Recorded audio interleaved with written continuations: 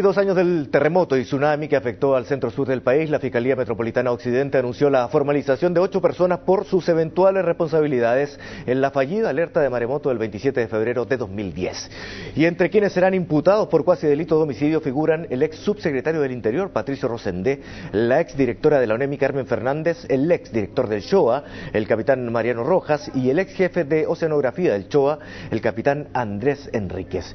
Bueno, queremos analizar el anuncio hecho por el equipo liderado por la fiscal Solange Huerta, y para eso nos acompaña uno de los abogados que representa a las familias de las víctimas del tsunami, Raúl Mesa. Abogado, gracias por estar con nosotros esta tarde. Muchas gracias por la invitación de CNE.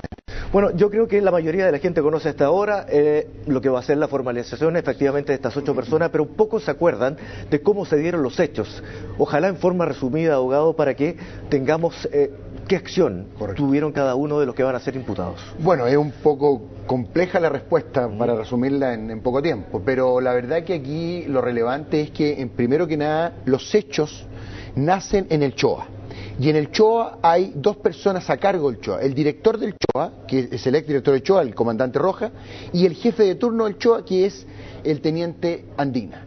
Son ellos los primeros que, de alguna manera, reciben información de un centro en Estados Unidos, de Hawái, donde se de la alerta de tsunami. ¿Qué hacen ellos? Conforme a los antecedentes que tienen, emiten una información de alerta de tsunami hacia la ONEMI. Y ahí está el famoso fax de las 4:07 de la mañana que llega a la ONEMI. ¿Quién recibe ese fax? Lo reciben las personas que van a ser formalizadas. El jefe de turno del CAT, del Centro de Alerta Temprana, Malfanti, y además está el jefe del CAT, Yoaset Yamet. Y por lo tanto, ahí están los responsables desde el punto de vista técnico de haber recibido la información. Y ahí es donde se produce una contradicción, porque llega el fax y ellos tienen que interpretar ese fax según lo que dicen los funcionarios del CHOA, que, ojo, van a tener derecho a defensa en esta investigación, que ellos dieron clara y contundentemente la alerta de tsunami, y ellos no la interpretaron debidamente. ¿Qué dice la gente de la ONEMI? Dice que el encabezado del fax solamente decía la alerta, pero el contenido de este fax era confuso. Yo tengo que reconocer que era un poco confuso. Pero en virtud de estas circunstancias y otros, además, el fax en un solo antecedente. Aquí había información de regiones, de varias regiones del país, por ejemplo, Juan Fernández, donde ya habían olas que eran destructivas. Y por lo tanto, ¿qué es lo que hace ver la presidenta Bachelet en ese entonces? Claro. Y lo deja en claro y está en la grabación al respecto. Claro, por supuesto. En consecuencia, todos esos elementos, todo eso, habían gráficos de índice de marea, el índice de mareografía que se llama, y por lo tanto ahí habían especialistas técnicos. Y fíjate que importante, la fiscal llega a imputar penalmente a un sismólogo de la Universidad de Chile.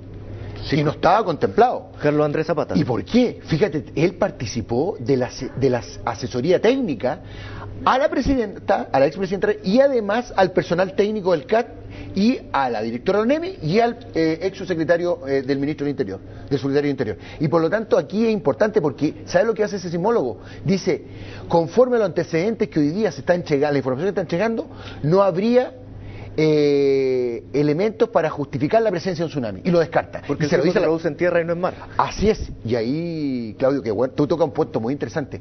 Aquí hay una orden, se llama la Orden Permanente Técnica 801, que señala, fíjate tú, de que el sismo, por su intensidad de 8,5 grados, podría generar tsunami, ya sea en el mar o en tierra.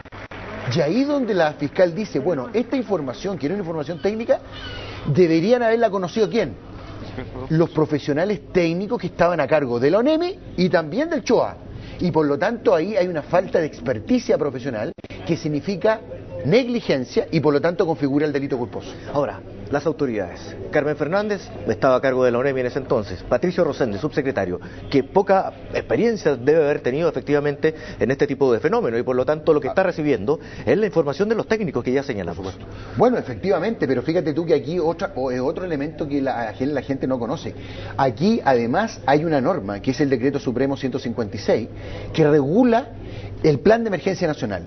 Fíjate tú que ese plan de emergencia nacional es muy importante, esa norma, porque dice que la jefatura superior máxima de la ONEMI es el ministro del Interior. En su defecto, o sea, en su rogación o la falta de presencia del ministro, ¿quién asumió? El subsecretario el ex subsecretario del Interior, el ministro Patricio Rosende. Y en esa escala baja la directora de la ONEMI. Fíjate qué importante, aquí hay una distinción, y la hace el propio Decreto Supremo, habla del mando de autoridad ministro del Interior, subsecretario del Interior, y habla del mando de coordinación. El mando de coordinación, de acuerdo a ese decreto supremo, está en manos de la directora del ENEMI. Y habla de otro mando, el decreto supremo, del mando técnico. Y ese mando técnico estaba a cargo del CHOA. Por lo tanto, a mi juicio, la fiscal, déjame decir, yo he cuestionado mucho, en muchas oportunidades, la investigación, en ciertos aspectos, pero aquí yo creo que hay que valorar en la valentía, el coraje que tuvo la fiscal Huerta para imputar penalmente. Claudio, que la gente lo sepa, aquí hay un hecho que no tiene precedente en la historia judicial chilena. Jamás se había imputado a una autoridad política respecto de decisiones que tomaran y que pudieran afectar a la población. A ver, abogado, pero en eso usted se ha declarado satisfecho, lo ha dicho durante el día, una vez que se conoció, pero también le hubiese gustado, lo había dicho antes, que otras autoridades respondieran. Por supuesto. Dentro de estos, el ministro del Interior y la presidenta Bachelet. A ver, si aquí en nuestro criterio y nuestra convicción jurídica, como lo he manifestado, aquí lo que hace la fiscal Huerta es abrir lo que yo he declarado una expectativa judicial insospechada en esta causa, claramente. Distinto hubiera sido de que las imputaciones penales solo hubieran llegado a los mandos técnicos. Eso no ocurrió. Entonces yo me pregunto, aquí hay un viejo principio jurídico, donde existe la misma razón, debe existir la misma disposición. Yo me pregunto, si la responsabilidad penal que se le imputa al ex subsecretario del Interior, Patricio Rosende, en esa escala de jerarquía venía el ministro del Interior, ¿por qué el ministro del Interior ha de excusarse su responsabilidad penal si él, por las solas circunstancias de no estar presente? Llegó 2 horas o 3 horas después. Y llegó 2 horas después. Él, como máxima autoridad de mando, ojo, de la ONEMI, de acuerdo al decreto supremo, debe, a nuestro juicio, eso lo tendrá que valorar la Fiscalía, asumir la responsabilidad penal que corresponde. Claudio, no solo eso, todo el país, fuimos testigos de un hecho fundamental. Aquí hubo una autoridad política que estuvo presente en la ONEMI el 27 de febrero, que fue la primera autoridad política que comunicó públicamente y descartó a la población el tsunami, y era la máxima, tenía el mando supremo de la nación el 27 de febrero en dependencia de la ONEMI. Esa persona tiene nombre y apellido, y se llama Michelle Bachelet Jeria. Cuando usted expresa eso, y Francisco Vidal ha entrevistado respecto a la responsabilidad que se tuvo en ese momento, él era vocero de gobierno, señala que usted está actuando con un criterio más político que efectivamente lo que le corresponde como abogado. Que lo político, las responsabilidades políticas ya se analizaron dentro de la Cámara y se estableció de alguna forma y se votó. Pero esto es otra cosa. Y ahí usted, como militante de la UDI, lo señala, se lo escuchó en el día de hoy, está actuando con un criterio político para con las autoridades de entonces. Es que, efectivamente, a ver, Claudio, yo no quiero entrar en el plano de contestarle al señor Vidal, que yo quiero valorarle algo a Francisco Vidal, y se lo quiero decir aquí en cámara. La única autoridad de gobierno del gobierno de Bachelet fue Francisco Vidal, que lo dijo en la comisión de la Cámara de Diputados. Dijo, yo asumo la responsabilidad política que me corresponde. Señor Vidal, ¿qué otra autoridad? Yo lo emplazo. ¿Qué otra autoridad, señor Vidal, asumió la responsabilidad política como la asumió usted? Nadie. Cambio de foja. Lo que corresponde, Claudia, aquí es efectivamente responsabilidades penales y no políticas. Además, las responsabilidades políticas no fueron determinadas en la comisión, porque hubieron contradicciones en el informe. Por lo tanto, aquí mal se puede sospechar de que uno, porque tuviera una tendencia política, vaya a ir detrás de esa responsabilidad. Lo que a mí me importa como abogado es determinar las responsabilidades penales de acuerdo a las normas vigentes. A ver, abogado, usted estuvo como abogado también en representación de las familias de la tragedia de Antuco. Y aquí hay militares involucrados. Le quiero hacer las dos preguntas al tiro. Que me compare un poco cuál es la relación de la situación. Usted me puede decir que no hay ningún tipo o punto de comparación, pero además usted está pidiendo que esto pase, declarar incompetente al 7º Juzgado de Garantía de Santiago y pase a la Fiscalía Militar de la Armada. Correcto. ¿Por qué? Bueno, Claudio, aquí hay una razón fundamental y quiero que la gente lo entienda.